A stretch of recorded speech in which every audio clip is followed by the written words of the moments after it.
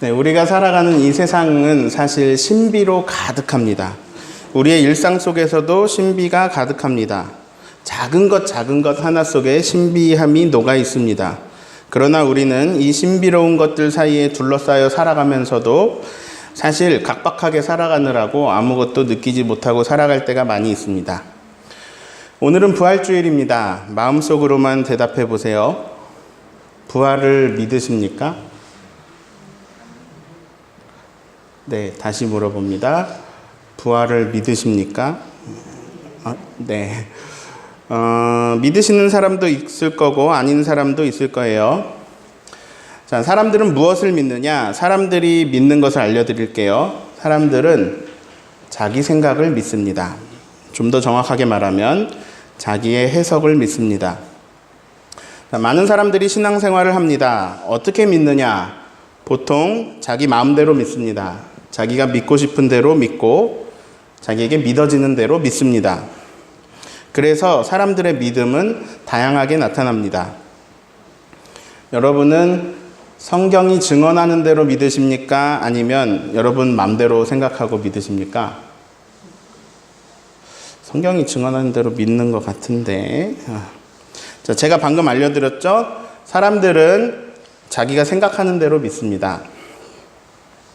사람마다 지능이 다릅니다. 사람마다 배경 지식이 다릅니다. 사람마다 살아온 환경이 다릅니다. 사람마다 공부한 분야가 다릅니다. 사람마다 지내왔던 환경, 습득해온 삶의 방식이 다 다릅니다. 그래서 사람들은 모두 생각이 다릅니다. 사람들은 무엇을 믿느냐? 그렇게 생각한 자기 생각을 믿습니다. 저는 이것을 틀이라는 단어로 많이 말합니다. 다른 표현으로는 가치관, 세계관 이런 단어로 표현할 수 있겠습니다. 저는 틀이라는 단어를 쓸게요. 사람마다 자기 인식의 틀이 있습니다. 자, 어떤 사건이 일어나면요, 그 사건을 사건 자체로, 사건 그대로 받아들일 수 있는 사람은 없습니다. 사건은 반드시 우리 인식의 틀, 우리 해석의 틀을 거칩니다. 그래서 우리는 사건 자체에 대한 자체를 받아들이는 게 아니라 사건에 대한 자기 해석을 받아들이게 됩니다. 사건에 대한 나의 인식, 나의 해석을 받아들이는 거예요. 예를 들어서 어떤 정치인이 무슨 행동을 했습니다. 그럼 그건 사건입니다. 그런데 그에 대한 해석은 천차만별입니다. 사람들은 자기 틀로 자기 시선에 보이는 대로 자기 관점에서 자기 해석을 합니다. 네, 모든 사람들에게는 틀이 있는데요. 이 틀은 잘 안 변하기도 하지만 또 변하기도 합니다. 그래서 새로운 경험이 생겨도 변하고요. 새로운 정보를 알게 돼도 변합니다. 저는 오늘 말씀을 통해서 여러분에게 생각해 볼 거리들을 안겨드리려고 합니다. 오늘 제 증언을 들으시고 생각의 틀이 바뀌는 분이 한 분이라도 있기를 바라면서 말씀을 준비했습니다. 우리의 생각은 잘 안 변하기도 하지만 변하기도 합니다. 게다가 자기 기분에 따라 변하기도 하고요. 자기 관심사에 따라 변하기도 합니다. 어떤 목사님이 하신 말씀입니다. 어떤 거리를 수년간 다녔대요. 어느 날도 마찬가지로 그 거리를 걷는데 치아가 아프더래요. 그래서 치과를 가려고 보니까 그 거리에 치과가 9개가 있더라는 거예요. 그 거리는 평소와 똑같았습니다. 그런데 자기 관심사가 변함에 따라서 안 보이던 것들이 보였다는 거죠. 저는 오늘 여러분이 평소 잘 생각하지 않던 것, 평소 못 보던 것들을 말씀을 통해서 함께 볼 수 있었으면 좋겠습니다. 자, 오늘 주제로 갑시다. 부활에 대해서 어떻게 생각하시나요? 부활. 다들 자기 생각이 있으실 겁니다. 그리고 지금 오늘 제가 하는 증언을 이제 다 들어보시고 이 얘기를 들어보셨던 분도 계실 거고 처음 듣는 분도 계실 겁니다. 오늘 전하는 하늘의 비밀에 의해서 여러분의 시야가 더 넓어지고 아름다운 것들이 받아들여지기를 권면합니다. 자, 예수님 부활하셨습니다. 이것은 일어난 사건입니다. 자, 예수님이 죽는 걸 많은 사람이 봤습니다. 하나님은 예수님을 죽은 자 가운데서 다시 살리셨습니다. 다시 살아난 예수님을 또한 많은 사람이 봤습니다. 고린도전서 15장 말씀을 좀 볼게요. 3절 읽습니다. 내가 받은 것을 먼저 너희에게 전하였노니 이는 성경대로 그리스도께서 우리들을 위하여 죽으시고. 자, 예수님이 죽었어요. 근데 14절 읽어볼까요? 장사 지낸 바 되셨다가 성경대로 사흘 만에 다시 살아나사. 자, 예수님이 다시 살아나셨어요. 그 다음에 누구에게 보이시냐? 5절 읽습니다. 게바에게 보이시고 후에 12 제자에게. 자, 게바는 베드로예요. 베드로에게 보이시고 12 제자에게 보이셨다. 그런데 사실 베드로보다 더 먼저 보이시는 사람들이 있습니다. 여인들입니다. 여기는 여인들은 언급은 안 했는데 여인들에게 보이시고 베드로에게 보이시고 12 제자에게 보이시고 6절 읽습니다. 그 후에 500여 형제에게 일시에 보이셨나니 그 중에 지금까지 대다수는 살아있고 어떤 사람은 잠들어. 자, 바울이 이 글을 쓸 때 그 500명 중에 많은 사람들이 거의 살아있었고요. 500명에게 보이셨고 7절 읽습니다. 그 후에 야고보에게 보이셨으며 그 후에 모든 사도에게와. 자, 8절 마지막까지 읽어볼까요? 맨 나중에 만삭되지 못하여 난 자 같은 내게도 보이셨네. 자, 그러니까 누구에게 보이셨고 누구에게 보이셨고 맨 마지막에 500명에게 보이신 다음에 나 바울에게 예수님이 보이셨다 이렇게 증언하고 있습니다. 자, 예수님이 십자가에서 죽은 것을 많은 사람이 봤고요. 다시 살아나신 예수님도 많은 사람들이 봤습니다. 근데 부활하신 예수님을 만난 사람들, 다시 살아난 예수님을 만난 사람들은요, 이거를 자기 혼자 그냥 알고 있는 게 아니라 막 얘기하기 시작했습니다. 사람들에게 증언하기 시작했습니다. 여기 가서도 저기 가서도 예수님이 다시 살아나셨다고 막 얘기를 했습니다. 그리고 몇 명은 이 일을 기록으로 남겼습니다. 그 기록 중에서 일부는 성경책이 되었습니다. 그래서 우리는 오늘도 성경을 통해서 예수님이 부활하셨다라는 사실을 접합니다. 당시 그들의 생생한 기록은 2000년이 지난 지금도 우리에게 그대로 다가옵니다. 그렇습니다. 예수님은 부활하셨습니다. 오늘 제가 증언하고자 하는 것은 딱 두 가지입니다. 첫 번째, 예수님이 부활하셨습니다. 두 번째, 우리도 예수님 따라 부활합니다. 자, 1번은 방금 짧게 했습니다. 오늘은 2번에 집중하고 싶어서 1번을 짧게 했습니다. 자, 1번까지는 사람들이 받아들이기도 하고 믿기도 합니다. 예수님이 하나님의 아들인데 뭐 예수님은 부활할 수 있지. 그분 능력자니까 그분 부활할 수 있지. 근데 2번에서 걸립니다. 나도 부활한다고? 내가 죽은 다음에 내가 다시 살아난다고? 나뿐만 아니라 사람들이 죽은 다음에 다시 살아난다고? 여러분 믿어지세요? 마음속으로만 대답해 보세요. 사람이 죽은 다음에 다시 살아난대요. 믿어지세요? 자, 많이 양보해서 예수님은 다시 살아나셨다. 이건 믿어도 다른 사람들도 다시 살아난다? 이거 믿어지시나요? 제가 이 이야기를 많이 했는데 여러분의 생각은 잘 안 바뀔 거예요. 왜냐? 사람들은 그냥 자기가 생각한 대로 믿거든요. 자, 되게 중요한 얘기를 할 거예요. 죽음에 대한 이야기. 그리고 죽음 이후에 대한 이야기를 할 거예요. 이거는 누구에게나 해당하는 얘기예요. 우리 조부모가 돌아가시고 우리 부모님도 돌아가실 것이고 나도 죽을 거예요. 사람은 누구나 죽어요. 그러므로 모든 사람한테 해당되는 얘기예요. 그래서 되게 중요한 얘기예요. 자, 사람이 죽은 후에는 어떻게 되나요? 별로 생각을 안 해봤겠지만 또 생각해 볼 계기가 있기도 합니다. 사람이 죽은 후에는 어떻게 되나요? 이제 사람마다 생각이 다르죠. 죽음은 끝이지 뭐. 모든 게 다 사라지지. 모든 것이 없어지지. 내가 죽으면 적어도 내 세상은 없어지지. 내가 죽으면 적어도 내 존재는 없어지지. 사라져버리지. 뭐 이렇게 생각할 수도 있고요. 이런 생각할 수도 있어요. 죽어봐야 알지. 죽어봐야 알지. 그전에는 모르지 뭐. 네, 이게 가장 합리적인 대답입니다. 모른다. 우리는 알 수 없다. 죽어봐야 안다. 네, 그래서 저도 그렇게 생각합니다. 모른다. 알 수 없다. 다만 알 수 있는 방법이 있기는 해요. 뭐냐면 알고 있는 분이 알려주면 미리 알 수 있죠. 근데 뭐 죽어본 사람이 얘기를 해줘야 아는 건데 주변에 죽었다가 다시 살아나가지고 얘기해 줄 사람이 없잖아요. 그러니까 이제 우리가 모르는 건데요. 그러나 죽음 이유를 아는 분이 있습니다. 하나님이십니다. 하나님이 알려주시면 우리는 알려주시는 만큼은 알 수 있죠. 자, 여러분은 교회 오래 다녔으니까 여러분이 가진 죽음에 대한 해석은 아마 대부분 이럴 거예요. 예수 천당 불신 지옥. 예수 믿었으면 천당 가고 예수 안 믿었으면 지옥 간다. 아마 많은 분들이 이렇게 생각하실 거예요. 교회에서 그렇게 배워왔으니까요. 네, 그래서 그런 틀을 가지는 것은 당연합니다. 자, 질문합니다.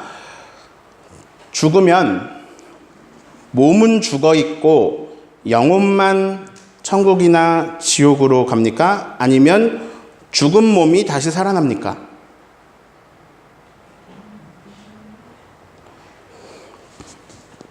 질문을 섞어서 던집니다. 죽은 사람이 그 몸까지 다시 살아날 수 있습니까? 자, 죽으면 그 사람의 존재가 완전히 사라지는 건가요? 아니면, 그러니까 몸도 영혼도 다 사라집니까? 아니면 영혼은 없어지지 않고 천국이나 지옥으로 갑니까? 몸이 다시 살아납니까? 헷갈리죠? 이거 제가 몇 주 전에 여쭤봤잖아요. 그리고 답도 알려드렸는데요. 그래도 헷갈리죠? 자, 우리 신앙 고백이죠. 사도신경 뒷부분 해볼게요. 성령을 믿사오며 거룩한 공회와 성도가 서로 교통하는 것과 죄를 사하여 주시는 것과 그 다음 뭐예요? 몸이 다시 사는 것과 영원히 사는 것을 믿사옵나이다. 어떤다고요? 몸이 다시 사는 것과 영원히 사는 것을 믿습니다. 많은 사람들이요, 수천 번, 수만 번 이렇게 신앙을 고백하고요, 안 믿습니다. 왜 그런지 아세요? 내 생각엔 안 그러거든요. 이 신앙 고백은 진짜 나의 신앙 고백이 아니고요, 그냥 주문입니다. 무슨 뜻인지 모르고 그냥 막 외우는 주문이에요. 몸이 다시 사는 것과 라고 했지만 내 생각에 죽은 사람의 몸은 다시 살아날 수 없어. 그렇기 때문에 이 말은요, 내 생각의 필터에서 걸러지는 겁니다. 그래서 내가 믿고 싶은 대로 믿습니다. 아, 몸은 자연으로 돌아가고 영혼만 천국이나 지옥으로 간다. 이렇게 생각하게 되는 거죠. 자, 또 질문합니다. 그러면 영혼은 몸이 죽을 때 같이 죽었다가 영혼만 살아나는 건가요? 아니면 영혼은 아예 안 죽나요? 죽음이라는 게 원래 영혼은 안 죽고 몸만 죽는 건가요? 아니면 영혼도 죽었다가 몸은 안 살아나고 영혼은 살아나는 건가요? 별로 생각 안 해봤지만 어느 게 타당한 것 같으세요? 자, 지금 하는 이야기들은 전혀 성경적이지 않습니다. 지금 말하고 있는 것들은 성경이 증언하는 부활과 전혀 다릅니다. 사람들이 이런 식으로 믿으면서 부활을 믿는다고 말합니다. 그리고 자기가 부활을 믿고 있다고 생각합니다. 근데 이거는 부활이 아닙니다. 영혼 불멸입니다. 헬라 사상 중 하나예요. 영혼이 없어지지 않는다. 그리고 많은 문화, 많은 사람들 속에서 가지고 있는 개념입니다. 영혼은 없어지지 않는다. 영혼은 불멸한다. 이게 영혼마저 만약에 사라지고 없어진다면 그러면 나의 모든 존재가 다 사라지는 거니까 싫어요. 근데 아무리 관찰해도 몸은 죽어서 없어지는 것 같아요. 자연으로 돌아가는 것 같아요. 그러니까 이제 사람들이 타협적으로 잡은 개념이 영혼 불멸입니다. 한국 기독교인 중에서 영혼 불멸을 믿으면서 나는 부활을 믿는다라고 생각하는 사람 엄청 많습니다. 다 자기 맘대로 믿고 있습니다. 그리고 또 목사들이 그렇게밖에 믿지 못하도록, 생각하지 못하도록 가르치기도 했습니다. 자, 성경이 전하는 부활을 볼까요? 우선 상식적으로 생각해 봅시다. 죽으신 예수님이 3일 만에 부활하셨습니다. 자, 예수님의 몸이 부활했을까요? 아니면 몸은 죽어 있는데 영혼만 일어나셨을까요? 성경이 증언하는 거 생각해 보세요. 예수님이 몸이 부활하셨습니까? 아니면 몸은 죽어 있고 영혼만 살아나셨습니까? 몸이 부활했죠. 성경에 여러분 생각할 때 그렇죠. 자, 무덤이 비어 있습니다. 예수님이 영혼만 부활했다면 몸은 무덤에 있어야겠죠? 근데 무덤이 왜 비어 있습니까? 몸까지 부활했기 때문입니다. 자, 도마가 예수님 손을 만졌습니다. 도마가 예수님 몸을 만졌습니다. 자, 예수님이 영혼만 부활했을까요? 몸까지 다시 사셨을까요? 자, 예수님이 제자들을 만나서 생선을 드십니다. 예수님이 영혼만 부활했을까요? 몸이 다시 사셨을까요? 이제 몸이 다시 사신 거 알겠죠? 자, 아까 말했듯이 예수님 부활하셨습니다. 우리도 예수님 따라 부활합니다. 예수님이 영혼만 부활한 게 아니라 몸까지 부활을 했죠. 예수님은 그렇게 잠든 자들의 첫 열매가 되셨습니다. 죽은 사람들의 부활의 첫 열매가 되셨습니다. 이제 줄줄이 부활의 열매가 맺히겠죠. 우리도 그 예수님 따라서 부활의 열매가 되겠죠. 그러면 우리도 예수님 따라 부활할 때 몸까지 부활할까요? 영혼만 부활할까요? 자, 여기까지 왔어요. 이제 예수님의 부활은 몸의 부활이다. 우리도 예수님 따라 부활한다. 그러면 우리의 부활도 몸의 부활이다. 자, 논리적으로 동의하면서 여기까지 왔어요. 근데 문제는 뭐냐? 논리는 이게 맞는 것 같은데 예수님 몸까지 살아나셨으니까 우리도 몸까지 살아나는 게 맞는 것 같은데 문제는 뭐냐? 여전히 안 믿어지는 거예요. 죽은 사람 몸이 어떻게 다시 살아나? 우리 할머니는 화장했는데 우리 할아버지는 강에 뿌러들였는데 어떻게 그 몸이 살아나? 그러니까 이제 나에게 믿어지는 대로 다시 돌아가요. 아니, 사후세계가 만약에 있다면 그럼 영혼 불멸이겠네. 그러면서 또 부활을 못 믿어요. 자, 저는 이런 면에서 고린도 교회 교인들에게 참 감사해요. 고린도 교회는 이 부활을 못 믿는 사람들이 있었어요. 그 사람들이 못 믿으니까요, 바울이 그 설명을 해주거든요. 이게 참 우리한테 고마운 일이에요. 이 사람들이 몰라가지고 바울이 설명을 해줬는데 그 설명이 우리에게 왔잖아요. 그래서 우리가 오늘 그 하늘의 비밀을 같이 읽었어요. 35절을 읽습니다. 누가 묻기를 죽은 자들이 어떻게 살아나며 어떠한 몸으로 오느냐 하리니. 고린도 교회에 이런 질문들이 있었어요. 바울의 대답을 볼까요? 36, 37, 38절을 읽습니다.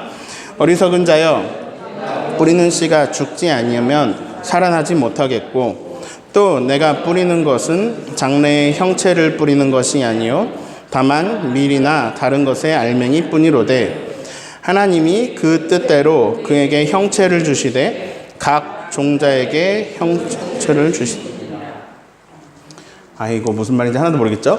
자, 제가 오늘 설교 제목을 신비라고 했습니다. 신비. 이 세상은 신비로운 일로 가득합니다. 모든 게 다 신비하고 놀라운데 이걸 신비로 받아들이지 않고 그냥 우리가 당연하게 생각하기도 합니다. 그냥 사과로 예를 들겠습니다. 여기서 주목해 볼 단어는 형체입니다. 37절 보세요. 또 내가 뿌리는 것은 장래의 형체를 뿌리는 것이 아니요 다만 밀이라고 볼 때 밀이나 다른 것의 알맹이 뿐이로되. 자, 여러분, 씨를 뿌립니까? 사과 씨를 뿌립니까? 사과를 뿌립니까? 씨를 뿌리죠.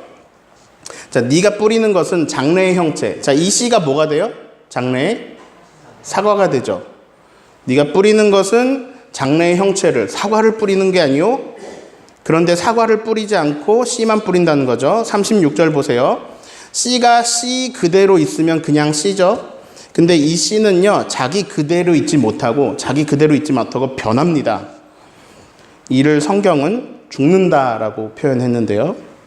자, 씨가 터집니다. 그냥 씨 그대로 있지 못하고 터져요. 그러면서 거기서 뿌리가 나오고요. 거기서 잎사귀도 나옵니다.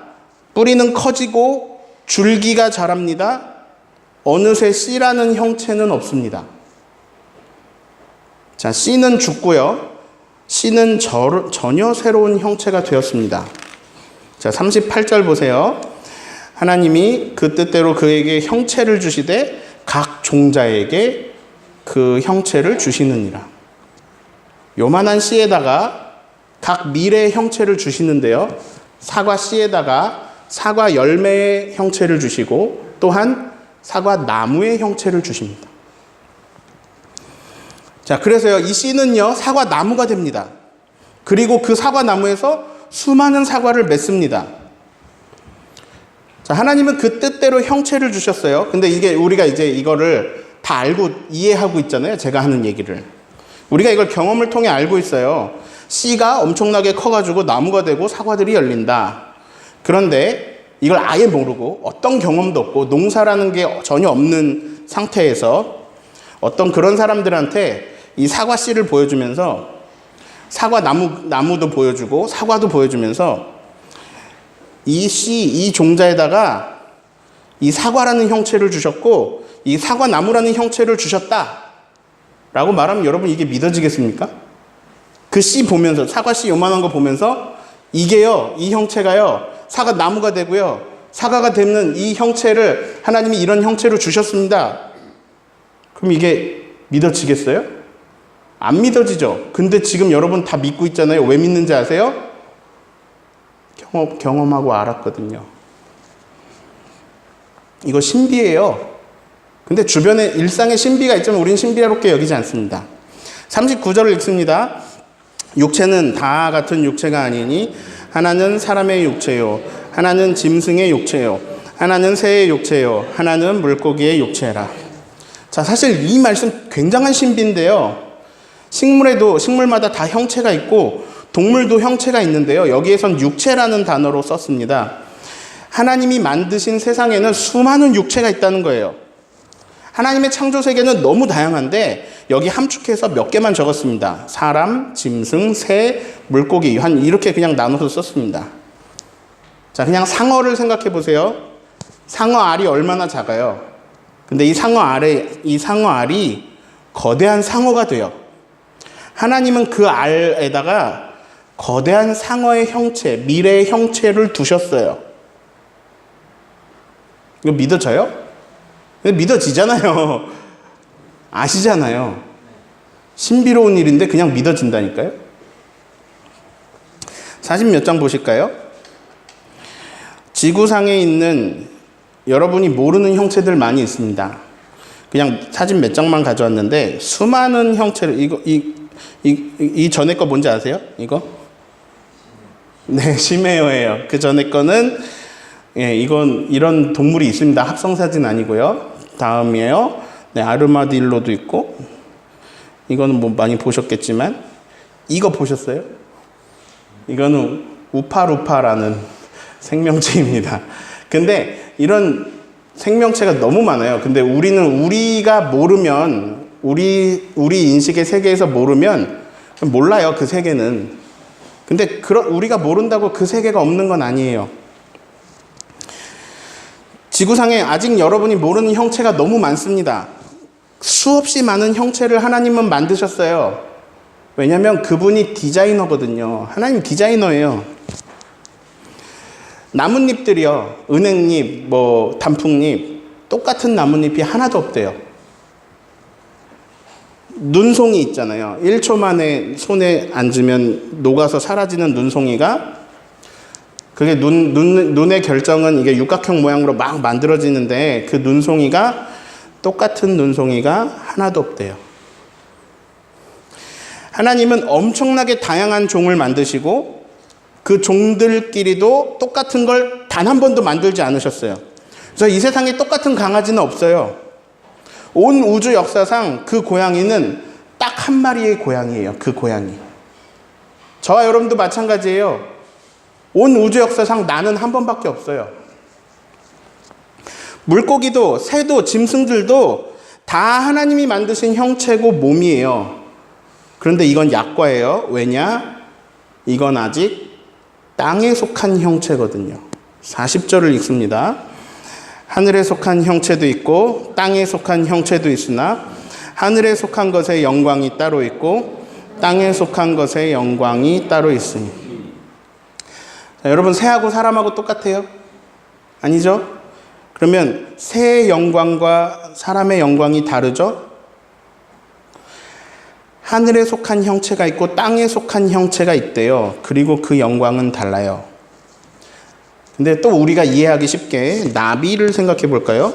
자, 나비는 그냥 곤충일 뿐인데 알의 영광이 다르고 애벌레의 영광이 다르고 번데기의 영광이 다르고 나비의 영광이 달라요. 애벌레가 나비가 되는 신비를 우리가 이게 배웠잖아요. 초등학교 때 배우잖아요. 근데 만약에 이걸 우리가 안 배웠으면 우리가 어떻게 알까요? 애벌레가 있어요. 나비가 있어요. 똑같은 애라는 걸 어떻게 알까요?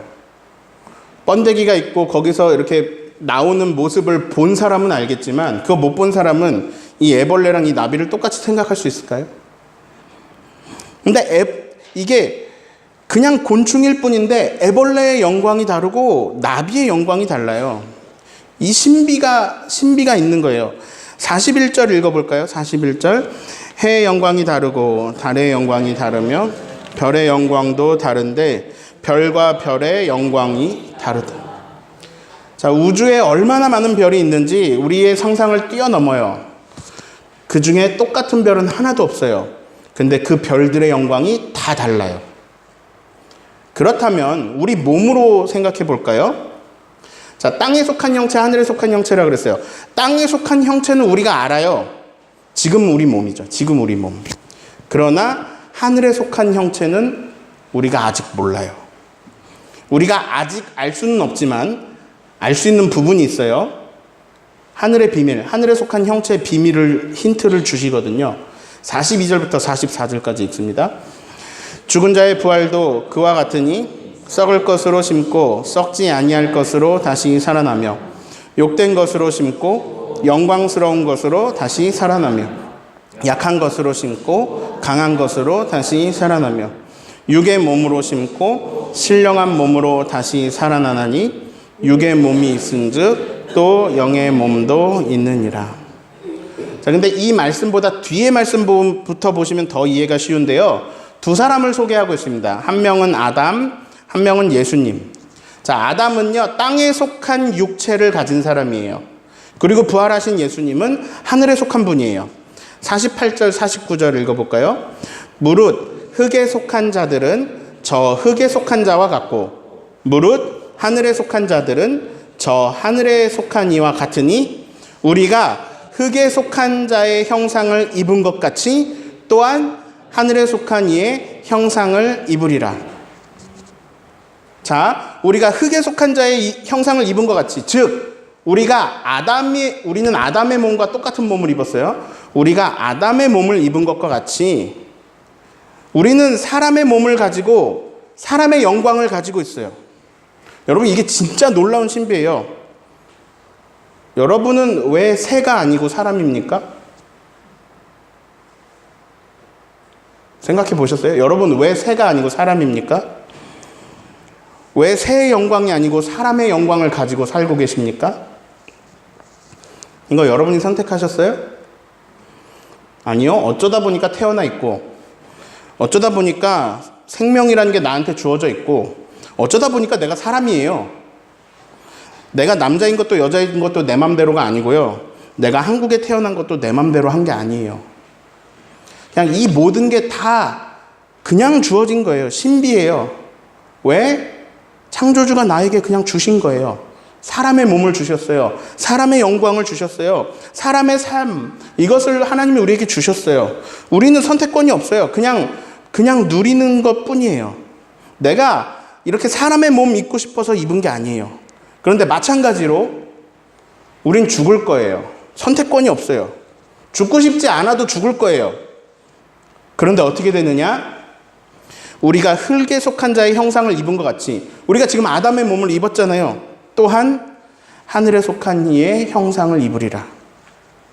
무슨 말이에요? 부활하신 예수님의 몸, 그 몸을 우리가 입게 된다는 거예요. 그런데 그 몸의 영광은 지금 이 몸의 영광과 달라요.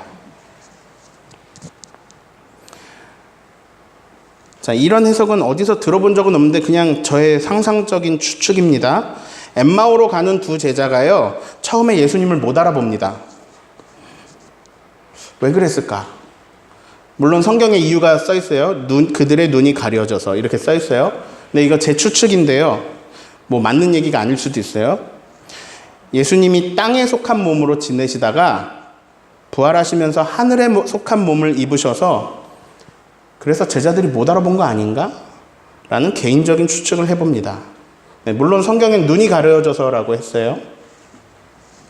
자, 아무튼 순서를 보겠습니다. 순서 46절 읽어볼까요? 그러나 먼저는 신령한 사람이 아니요 육의 사람이요 그 다음에 신령한 사람이니라. 순서가 이래요. 자, 먼저는 나비가 아니고 애벌레다. 자, 여러분 이거 아무렇지도 않게 말할 수 있잖아요. 배웠으니까. 먼저는 나비가 아니고 애벌레다. 네, 이제 이 하늘 비밀을 아는 사람은요, 아무렇지도 않게 말할 수 있습니다. 먼저는 흙의 몸입니다. 네, 먼저는 지금 우리의 몸입니다. 근데 여기서 끝나느냐? 아니에요. 애벌레의 몸은 사라지고 나비의 몸이 되거든요. 땅에 속한 자에서 하늘에 속한 자의 형체로 바뀌는 과정이 있어요. 땅에 속한 형체에서 하늘에 속한 형체로 바뀌는 과정이 있어요. 이걸 우리가 뭐라고 부르느냐? 죽음이라고 불러요. 우리 어머니가 암으로 고통스럽게 돌아가셨어요. 이 땅에 속한 몸이 망가져가지고요, 더 쓰실 수가 없고 더 사실 수가 없었어요. 그런데 장례식장에서 할머니가 이상한 광경을 보게 됩니다. 이렇게 교회에서 했는데, 교회에서 관이 나가는데, 영정사진이 가고 막 뒤에 행렬이 따르잖아요. 관이 따라가고. 근데 그 맨 앞에서 우리 어머니가 막 춤을 추면서 가시는 거예요. 이거를 다른 사람 눈에는 안 보이는데, 저도 그 자리에 있었는데 못 봤거든요. 근데 할머니 눈에만 보이시는 거예요. 할머니가 막 이상한 말씀을 하시니까 우리 아버지가 물어봅니다. 어머니 꿈꾸셨어요? 근데 아니다. 지금 내가 널 보듯이 애미를 봤다. 이렇게 말씀하세요. 그 후에 우리 할머니가요, 기억력이 많이 안 좋아지시면서 막 집도 못 찾고 막 이러셨어요. 집에도 못 가고. 그런데 명절만 되면 저를 알아보시고 저에게 꼭 이 말씀을 하셨어요. 네 어머니가 산에 갈 때 춤추면서 갔어. 이 할머니한테 그 장면이 너무 기억에 강해서 다른 거 다 잊어버리시는데 그건 못 잊어버리시는 거예요. 꼭 그 말씀을 하시는 거예요. 네 엄마 산에 갈 때 춤추면서 갔어. 근데 우리 어머니는요, 평소에 춤 잘 안 추셨어요. 근데 너무 기쁘셨나 봐요. 하늘에 속한 몸을 입게 되시는 게 너무 기쁘셨나 봐요. 춤을 추셨어요. 자, 42절에서 44절 다시 읽어볼까요? 제가 색깔로 표시를 해볼게요. 땅에 속한 형상은 하늘색, 하늘에 속한 형상은 초록색입니다. 42절 읽어볼까요? 죽은 자의 부활도 가가 같으니 썩을 것으로 심고 썩지 아니할 것으로 다시 살아나며, 네, 다 읽어봅니다. 욕된 것으로 심고 영광스러운 것으로 다시 살아나며, 약한 것으로 심고 강한 것으로 다시 살아나며, 육의 몸으로 심고 신령한 몸으로 다시 살아나나니 육의 몸이 있는즉 또 영의 몸도 있느니라. 무슨 말인지 모르겠죠. 신비해요. 아직 신비하지만 그래도 초록색만 모아볼까요? 이게 하늘에 속한 몸의 형체에 대한 이 하늘 비밀의 힌트예요. 썩지 아니하는 몸, 영광스러운 몸, 강한 몸, 신령한 몸, 영의 몸. 이런 몸을 입게 된다는 거예요. 여러분 지금 나이 들면서 여기저기 하나하나 고장나고 또 장애 있는 분들 얼마나 힘들고 괴롭습니까? 그런데 소망을 가지세요. 이런 예수님 부활하신 몸이 우리를 기다리고 있어요. 자, 죽은 나사로가 살아났어요. 나사로는 아담의 몸으로 살다가 죽었죠. 예수님이 살려주셔서 다시 살아났는데 또 아담의 몸으로 살아났어요. 그래서 또 죽었어요. 그런데 예수님은 죽었다가 예수님은 이제 썩지 않는 몸으로 부활하셨어요. 그래서 2000년이 지났지만 그분은 그냥 여전히 부활하신 예수님이에요. 여러분이 이런 몸을 입어요. 저와 여러분이. 그런데 여러분, 이 몸이 어떤 몸일까? 신비 속에 가려져 있지만, 오늘은 시간 많이 지나서 이건 다음 주에 더 얘기를 해보면 좋겠습니다. 여러분, 저는 이 성경의 증언을 믿어요. 이 증언, 제가 오늘 성경을 풀어드린 이 증언을 여러분이 어떻게 받아들이는지 여러분의 자유예요. 여러분의 틀로 여러분이 해석하실 거예요. 그리고 여러분이 믿고 싶은 대로 믿을 거예요. 저는 오늘 이 성경의 증언과 저의 증언이 여러분의 생각과 믿음의 변화를 주기를 바랍니다. 몸이 다시 사는 것과 영원히 사는 것을 믿사옵나이다. 이 고백이 진실한 고백이 되기를 바랍니다. 그래서 이렇게 이 몸의 부활을 진실로 믿게 되면요, 이젠 나의 삶이 달라집니다. 애벌레와 나비로 말하면 이해가 쉬울 거예요. 내가 애벌레인데 애벌레로 사는 게 끝인 거라고 생각하고 사는 거랑 애벌레인데 나비가 되는 걸 알고 사는 거랑은 달라요. 애벌레로 사는 게 끝이면요, 내가 애벌레로서 편하게 사는 게 인생의 목표가 돼요. 그래서 우리는 보통은 돈이 우리 인생의 목표가 돼요. 그러나 나비로 영원한 삶이 있다는 것을 진실로 믿게 되면 그러면 우리의 삶의 목표가 달라집니다. 어떻게 달라지느냐?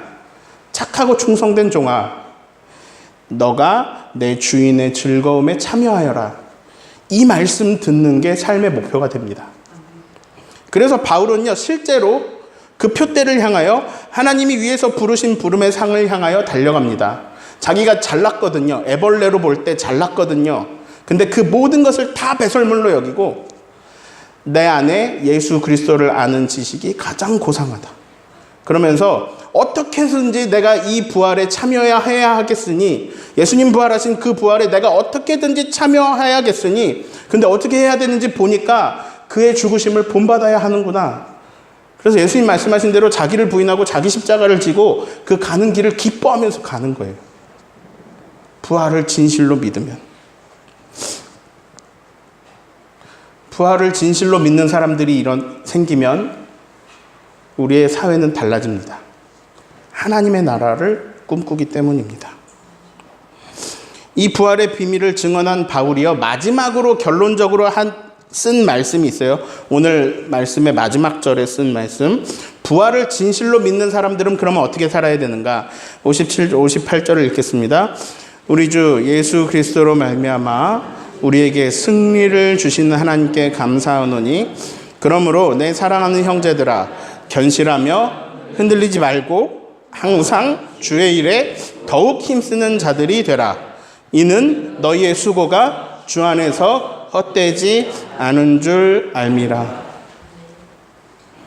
정리합니다. 예수님이 부활하셨습니다. 우리도 부활합니다. 이 신비로운 부활 신앙을 가진 사람은 삶의 목적이 달라집니다. 흔들리지 말고 견실하여 항상 주의 일에 힘쓰는 저와 여러분 되기를 예수님의 이름으로 축원합니다. 성찬을 나눕니다. 우리 장로님들 나와주시고요. 주 예수 해변서 떡을 떼사 1절을 함께 찬양합니다.